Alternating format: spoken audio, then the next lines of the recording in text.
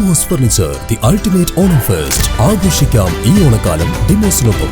ബാംഗ്ലൂരിനടുത്ത് വെച്ച് KSRTCയുടെ ബസ് നിയന്ത്രണം വിട്ട് മറിഞ്ഞതിനെ തുടർന്ന് വളരെ ദാരുണമായ തരത്തിൽ ഡ്രൈവർ മിഥിലേഷ്, 31 വയസ്സുള്ള മിഥിലേഷും, അതേപോലെ തന്നെ കണ്ടക്ടർ അരുണും, 53 വയസ്സ്, അവർ മരിച്ചു. ഇപ്പോഴും ചികിത്സയിൽ കഴിയുന്നുണ്ട്. 3 പേര് ചികിത്സയിൽ കഴിയുന്നുണ്ട്. പലർക്കും പരിക്ക് പറ്റിയവരെ അവിടെ ആശുപത്രി വിട്ടു. ആദ്യമായി അന്തരിച്ച 2 KSRTC ജീവനക്കാരുടെയും സ്മരണയ്ക്ക് മുമ്പിൽ ഞാൻ ആദരാഞ്ജലികൾ അർപ്പിക്കുകയാണ്. ഞാനിത് കഴിഞ്ഞാൽ അവിടെ ഇന്ന് അവർ ഭവനം സന്ദർശിക്കുന്നുണ്ട്. KSRTC MD പ്രമോദനോടൊപ്പം ഉണ്ട്. അദ്ദേഹം ഇന്നലെ അവിടെ പോയിരുന്നു. അതുപോലെ തന്നെ ഒരു പോസ്റ്റ് ക്രാഷ് എൻക്വയറി എന്ന രീതിയിൽ പ്രാഥമികമായിട്ടുള്ള അന്വേഷണം ഞങ്ങൾ നടത്തി.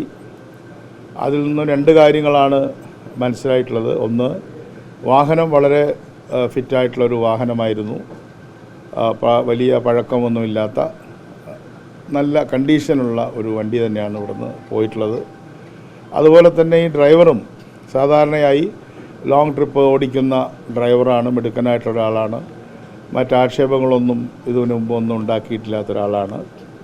മാത്രമല്ല, അദ്ദേഹം സൈൻ ഓഫ് ചെയ്തതിന് ശേഷം 16 മണിക്കൂറുകൾക്ക് ശേഷമാണ് വീണ്ടും സൈൻ ഓൺ ചെയ്തിട്ടുള്ളത്. അതിനെക്കുറിച്ച് ചില തെറ്റിദ്ധാരണകൾ നമ്മുടെ ഇടയിൽ എങ്ങനെയോ കടന്നുകൂടിയിട്ടുണ്ട്.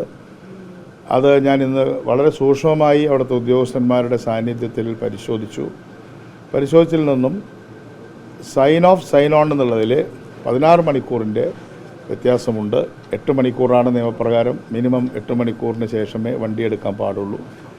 അപ്പോൾ നമുക്ക് കിട്ടിയ റിപ്പോർട്ട് അനുസരിച്ച് അതിൽ അപാകതയില്ല. പിന്നെ എന്ത് പറയാൻ പറ്റും, ഒരു മനുഷ്യനാണ്. അദ്ദേഹത്തിൻ്റെ എന്തെങ്കിലും പെട്ടെന്ന് ഉറക്ക ക്ഷീണമോ മറ്റോ ഉണ്ടായി കാണും. എന്തായാലും വളരെ ദാരുണമായിട്ടുള്ളൊരു കാര്യമാണ്. ഇവരുടെ കോമ്പൻസേഷനെ സംബന്ധിച്ചിടത്തോളം സ്ഥിര ജീവനക്കാരനാണ് കണ്ടക്ടർ അരുൺ. അദ്ദേഹത്തിന് ഏതാണ്ട് 1 കോടി രൂപയിലധികം നമുക്ക് കൊടുക്കാനുള്ള ഒരു പ്രൊവിഷൻ നമുക്കുണ്ട്. ആ പ്രൊവിഷൻ അനുസരിച്ച് അത് കൊടുക്കാനുള്ള നടപടികൾ ആരംഭിച്ചിട്ടുണ്ട്. പക്ഷേ താൽക്കാലിക ജീവനക്കാരനാണ് മിഥിലേഷിന് നമുക്കിപ്പോൾ കൊടുക്കാൻ കഴിയുന്നത്, അല്ലെങ്കിൽ അദ്ദേഹത്തിന് കിട്ടാൻ സാധ്യതയുള്ളത് 10 ലക്ഷം രൂപയാണ്. പക്ഷേ അത് വർദ്ധിപ്പിക്കുന്നതിന് വേണ്ടിയിട്ട് നമ്മുടെ SBIയുമായിട്ട് കണക്റ്റഡാണ് ഈ കോമ്പൻസേഷൻ. അവരുമായിട്ടുള്ള ചർച്ചകൾ ഇതിനകം തന്നെ ഏതാണ്ട് പൂർത്തിയായിട്ടുണ്ട്. ഇന്ന് വൈകുന്നേരം തന്നെ വേണമെങ്കിൽ അത് പറയാൻ കഴിയും, അല്ലെങ്കിൽ നാളെ തിരുവനന്തപുരത്ത് ചെല്ലുമ്പോൾ അത് പറയാൻ കഴിയും. എന്തായാലും KSRTCയെ സംബന്ധിച്ചിടത്തോളം, അല്ലെങ്കിൽ ഗതാഗത വകുപ്പിനെ സംബന്ധിച്ചിടത്തോളം, ആ താൽക്കാലിക ജീവനക്കാരനും അർഹമായ ഒരു തുല്യമായ എന്നെനിക്കിപ്പോൾ പറയാൻ കഴിയില്ല, അർഹമായ ഒരു കോമ്പൻസേഷൻ കൊടുക്കുന്നതിനെക്കുറിച്ച് തന്നെയാണ് നമ്മൾ ഇപ്പോൾ ആലോചിക്കുന്നത്.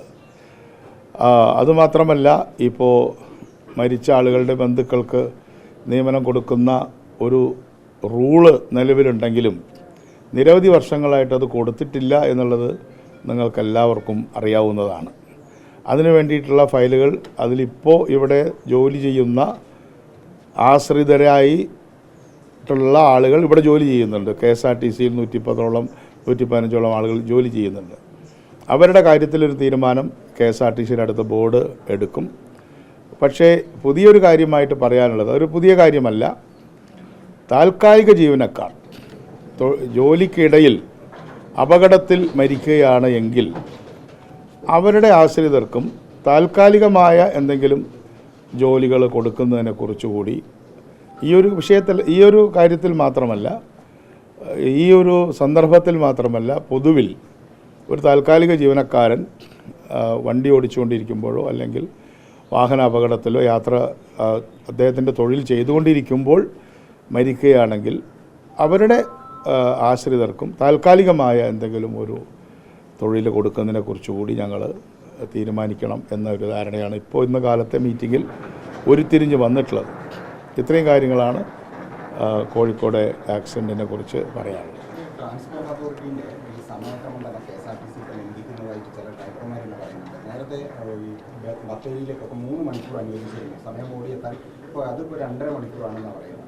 അതേപോലെ തന്നെ കർണാടകയിൽ നിന്ന് ബാംഗ്ലൂരിൽ നിന്ന് ഇങ്ങോട്ടേക്ക് എത്തുന്ന ബസ്സിന് അവിടുത്തെ ബസ്സിന് ഒരു സമയക്രമം നമ്മളത് അതിലും കുറേ നേരത്തെ എത്തുന്നതാണ്. അപ്പം സമയം കുറച്ചുകൊണ്ട് സ്പീഡിൽ ഓടിയെത്തേണ്ട ഒരു സ്ഥിതിയുണ്ട്. അതാണ് പലപ്പോഴും അപകടത്തിന് കാരണമാകുന്നതെന്നാണ് പല ബസ് ജീവനക്കാരും പറയുന്നത്. അത് പരിശോധിക്കേണ്ടതാണെന്ന് മാത്രമല്ല, നമ്മൾ 70കളിലും 80കളിലും ഓടിയെത്തുന്ന ഒരു സമയം വെച്ചാണ് പ്രൈവറ്റ് ബസ്സിനും ടൈം കൊടുക്കുന്നത്. ഇപ്പം ഞാനിപ്പോൾ ഈ വകുപ്പിൻ്റെ ചുമതല ഏറ്റെടുത്തതിന് ശേഷം നടത്തിയിട്ടുള്ള എല്ലാ ചർച്ചകളിലും അവർ പറയുന്നൊരു കാര്യം, ഉദാഹരണത്തിന് കാക്കനാട് ഹൈക്കോർട്ട് എറണാകുളത്തൊരു പ്രധാന ഒരു പോയിൻ്റാണല്ലോ, വടകര കോഴിക്കോട്, ഇതൊക്കെ പണ്ട് പോയതിനേക്കാൾ കൂടുതൽ സമയം വേണ്ടി വരികയാണ്. വാഹനങ്ങളൊക്കെ മെച്ചപ്പെട്ടു, റോഡ് മെച്ചപ്പെട്ടെങ്കിലും വാഹനാധിക്യം കൊണ്ട് കൂടുതൽ സമയം എടുക്കേണ്ടി വരികയാണ്. അപ്പോൾ ആ ടൈമിങ്ങിനെ കുറിച്ച് കാലോചിതമായ, സാധാരണ നിലയ്ക്ക് ടൈം കുറയാണ് വേണ്ടത്, പക്ഷെ ഇവിടെ കൂടുകയാണ് ചെയ്തിട്ടുള്ളത്.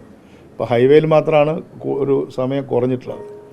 അപ്പോൾ അതിൻ്റെ ടൈമിങ്ങിനെ സംബന്ധിച്ച് വ്യക്തമായൊരു കൃത്യമായ ഒരു വസ്തുതാപരമായ ഒരു പരിശോധന പൊതുവിൽ ആവശ്യമുണ്ട് എന്ന് എനിക്കിപ്പോൾ കുറച്ച് ദിവസമായിട്ട് നടക്കുന്ന ചർച്ചകളിൽ നിന്ന് മനസ്സിലാവുന്നുണ്ട്. അത് തീർച്ചയായിട്ടും അത് പരിശോധിക്കപ്പെടും. ഈ വിഷയത്തിൽ മാത്രമല്ല, ചെറിയ റൂട്ടിൽ പോലും. ഈ മിഥിലേഷ് മൈസൂരിൽ നിന്നും വണ്ടി ഓടിച്ചോടത്തേക്ക് വന്നിട്ടുണ്ട്. ഇപ്പം നമ്മൾ അവിടുത്തെ തൊഴിലാളി യൂണിയൻ ആൾക്കാരുമായി സംസാരിക്കുന്ന സമയത്ത് അത് കഴിഞ്ഞ് അദ്ദേഹം ശരിക്കും അന്ന് ഡ്യൂട്ടിയിൽ കയറേണ്ടതല്ല, വേറൊരു പ്രജിൽ എന്ന് പറയുന്ന ഒരു ഡ്രൈവറാണ് ബാംഗ്ലൂർ ഡ്യൂട്ടിക്ക് പോകേണ്ടത്. അയാളോട് കൺട്രോൾ ഒന്ന് ഓഫ് എടുത്തോളാൻ പറഞ്ഞിട്ട് ഇയാളെ പറഞ്ഞയക്കുക. ഈ സാഹചര്യം ശരിക്കും അന്വേഷണത്തിന്റെ പരിധിയിൽ വന്നിരുന്നു. അല്ല, നമ്മളിതിൽ പരിശോധിക്കേണ്ടത് ചുരുങ്ങിയ സമയം കൊണ്ട് കയറിയോ എന്നുള്ളതാണ്. ബാക്കിയുള്ള കാര്യങ്ങളൊക്കെ അവിടുത്തെ അഡ്മിനിസ്ട്രേഷൻ്റെ കാര്യമാണ്. ഞങ്ങൾ പരിശോധിക്കേണ്ട പ്രധാനപ്പെട്ട പ്രശ്നം സൈൻ ഓഫ് സൈൻ ഓൺ. അതിൽ കുഴപ്പമുണ്ടായിരുന്നെങ്കിൽ 8 മണിക്കൂറിന് പകരം 6 മണിക്കൂർ കൊണ്ട് അയാൾ പോയിരുന്നെങ്കിൽ അതിൽ വളരെ വലിയ ഗുരുതരമായൊരു പെശകാണ്. അപ്പോൾ അത് ഉണ്ടായിട്ടില്ല. ബാക്കിയുള്ള കാര്യങ്ങളൊക്കെ അവിടുത്തെ അഡ്മിനിസ്ട്രേഷൻ്റെ. ഈ അന്തർസംസ്ഥാന സർവീസിനെ നേരത്തെ 5 വർഷം വരെ പഴക്കമുള്ള വാഹനങ്ങളായി ഉപയോഗിച്ചത്, പക്ഷേ ഇപ്പോഴത് 10 വർഷത്തിന് മേലുള്ള വാഹനങ്ങൾ പോലും ഉപയോഗിക്കുന്നു എന്ന് പറയുന്നുണ്ട്. അത് നിയന്ത്രിക്കാനുള്ള സംവിധാനം ഉണ്ടാവും? നമുക്കിപ്പോൾ 5 വർഷത്തെ മാത്രമേ ഉപയോഗിക്കാൻ പറ്റുമെന്ന് പറഞ്ഞാൽ ഒരുപാട് വാഹനങ്ങളില്ല. പക്ഷേ 10 വർഷത്തിനുള്ള വാഹനങ്ങളൊന്നും മോശം വണ്ടികളൊന്നുമല്ല, നല്ല രീതിയിലുള്ളതാണ്. ഇപ്പോൾ അതിനെക്കുറിച്ചും ഞാനിപ്പോൾ അടുത്തുണ്ടായൊരു കാര്യം പറയാം. റീഫർബിഷ് ചെയ്യുക എന്നുകൊണ്ടൊരു സമ്പ്രദായം പണ്ടുണ്ടായിരുന്നു. പക്ഷേ കുറേ കാലമായിട്ട് നമ്മുടെ നല്ല ഒന്നാന്തരം വർക്ക്ഷോപ്പും വിദഗ്ധരായ തൊഴിലാളികളൊക്കെ നമുക്കുണ്ട്. പക്ഷേ അവരൊന്നും ഈ റീഫർബിഷ് ചെയ്യുക എന്നുള്ള ആ പ്രവർത്തനത്തിൽ ഇടപെടാൻ അല്ലെങ്കിൽ അങ്ങനെ ചെയ്യാറില്ല. ഇപ്പോൾ 10 ബസ്, ഇപ്പോൾ ഈ കഴിഞ്ഞ ഒരു മാസം അല്ലേ, ഒന്നര മാസം കൊണ്ട് 10 ബസ് ഒരു പുതിയ ബസ് പോലെ അവരത് ആക്കിയെടുത്തു. വേറെ പുറത്തൊന്നും കൊടുത്തിട്ടല്ല, നമ്മുടെ എക്സ്പെർട്ട് മെക്കാനിക്കുകളാണ്, അവരെ കൊണ്ട് അത് ചെയ്യിച്ചു. മാത്രമല്ല ഈ വണ്ടികളൊക്കെ നമ്മുടെ ഈ സ്റ്റോക്ക് എങ്ങനെ ഇമ്പ്രൂവ് ചെയ്യാമെന്നതിനെ സംബന്ധിച്ച് തിരുവനന്തപുരത്താണ് കൂടുതൽ അങ്ങനെയുള്ള സംവിധാനമുള്ളത്. അതുപോലെ തന്നെ കോഴിക്കോടും സംവിധാനങ്ങളുണ്ട്, എടപ്പാളിനുള്ള സംവിധാനങ്ങളുണ്ട്. ഇപ്പോൾ കോഴിക്കോട് 2 ബസ് ഇപ്പോൾ ശരിയായിട്ടുണ്ട്. ഞാൻ പറയുന്ന ഒരു പുതിയ കാര്യമായിട്ട് ചെയ്യുന്നത് എഞ്ചിനീയറിംഗ് കോളേജുകൾ, പോളിടെക്നിക്കുകൾ, ITIകൾ, ഇവിടെയുള്ള കുട്ടികൾക്ക് ഹാൻഡ്സ് ഓൺ ട്രെയിനിങ് കൊടുക്കുക. അപ്പോൾ അത് അവർക്കൊരു ട്രെയിനിങ്ങുമായി നമുക്ക് നമ്മുടെ ആശുപത്രികളിലൊക്കെ നഴ്സിംഗ് വിദ്യാർത്ഥികളുടെ സഹായം കിട്ടുന്നത് പോലെ നമുക്ക് തൽപരരായ ആയിട്ടുള്ള എഞ്ചിനീയറിംഗ് കോളേജിലെ ഓട്ടോമൊബൈൽ മെക്കാനിക്കൽ എഞ്ചിനീയറിംഗ് വിഭാഗത്തിൽ പഠിക്കുന്ന കുട്ടികൾക്കും ITIയിലുള്ള കുട്ടികൾക്കും KSRTCയുടെ എല്ലാ ഫെസിലിറ്റിയിലും അവരെ പ്രവേശിപ്പിക്കുകയും അവർക്ക് അതിനുള്ള സർട്ടിഫിക്കറ്റ് കൊടുക്കുകയും അതിനകത്തൊരു യൂണിഫോമും കാര്യമൊക്കെ ഇട്ടുകൊണ്ടുള്ള ഒരു ട്രെയിനി സിസ്റ്റം നമ്മൾ കൊണ്ടുവരും. പഠിക്കുമ്പോൾ തന്നെ, പഠിച്ചതിന് ശേഷമല്ല, കൊണ്ടുവരികയാണ്. മാത്രമല്ല KSRTCക്ക് തന്നെ ഒരു എഞ്ചിനീയറിംഗ് കോളേജുണ്ട്. പക്ഷേ ദൗർഭാഗ്യവശാൽ ഈ KSRTCയിലെ എഞ്ചിനീയറിംഗ് കോളേജ് പോലും KSRTCയുമായിട്ട് ഇതൊരു MOU സൈൻ ചെയ്തിട്ടില്ല. അതാണ് അതിലത്തെ എന്നെ അത്ഭുതപ്പെടുന്നൊരു കാര്യം. എന്തായാലും അതും ഇപ്പോൾ നമ്മൾ ചെയ്യുകയാണ്. ഈ ദീർഘദൂര ബസ്സുകളിൽ ഈ പരിചയസമ്പന്നരായ എംപാനൽ ഡ്രൈവർമാരെ തന്നെ വിടണമെന്നുള്ളൊരു നിയമമുണ്ട്, സർക്കുലറുണ്ട്. അത് ലംഘിച്ചുകൊണ്ടാണ് 1 വർഷം മാത്രം പരിചയസമ്പന്നനായ ഒരു ഡ്രൈവറിനെ ഇത്രയും ഡ്യൂട്ടി, മിനിസ്റ്റർ പറഞ്ഞത് ഒരു 12-16 മണിക്കൂറിൻ്റെ ഡിഫറൻസ് ഉണ്ട്. പക്ഷേ അത് പകലുറക്കം മാത്രമാണ്, അത് രാത്രി ഉറക്കം കിട്ടാതെ അതേ ദിവസം തന്നെ വീണ്ടും ഒരു ഡ്യൂട്ടി എടുക്കാൻ നിർബന്ധിതരാവുകയാണ്. ആളുകളുടെ ഒരു കുറവ് ഇപ്പോൾ തന്നെ ഉണ്ട് എന്നുള്ളത് ജീവനക്കാരി എന്ന് പറയുന്നത്. നിർബന്ധിതനൊന്നും ആയിട്ടില്ല. പക്ഷേ അല്ല, ഒരു മിനിറ്റ് പറയാം. അതായത് ഇതിലിപ്പോൾ ഏജ് ഒരു ഘടകമാണല്ലോ. അപ്പോൾ അതൊരു നല്ല ഏറ്റവും എഫിഷ്യൻ്റായിട്ടുള്ള ഡ്രൈവറുടെ ഏജാണ് 30-31 വയസ്സ്. നല്ല അയാളെക്കുറിച്ച് ഞാൻ അന്വേഷിച്ചു, മരിച്ച മിഥിലേഷിനെ കുറിച്ച്. വളരെ സോബറായിട്ടുള്ളൊരു വ്യക്തിയാണ്. ഞാൻ മദ്യപിച്ച് നടപടിക്കോ ഒന്നും വിധേയനായിട്ടില്ല. അപ്പം അതുകൊണ്ട് അതൊക്കെയാണ് പരിചയസമ്പന്നതയുടെ. ഇനി പരിചയസമ്പന്നനായിട്ട് മാത്രം സർവീസ് ഉണ്ടായതുകൊണ്ട് മാത്രം കാര്യമില്ല. അവരുടെ ക്യാരക്ടർ, അവരുടെ ഈ തരത്തിലുള്ള നടപടികൾ ഉണ്ടായിട്ടുണ്ടോ, അവർ ശിക്ഷണ നടപടി ഉണ്ടായിട്ടുണ്ടോ, അന്വേഷിച്ചപ്പോൾ ഒന്നുമില്ല. നല്ലൊരു ഡ്രൈവറാണ്.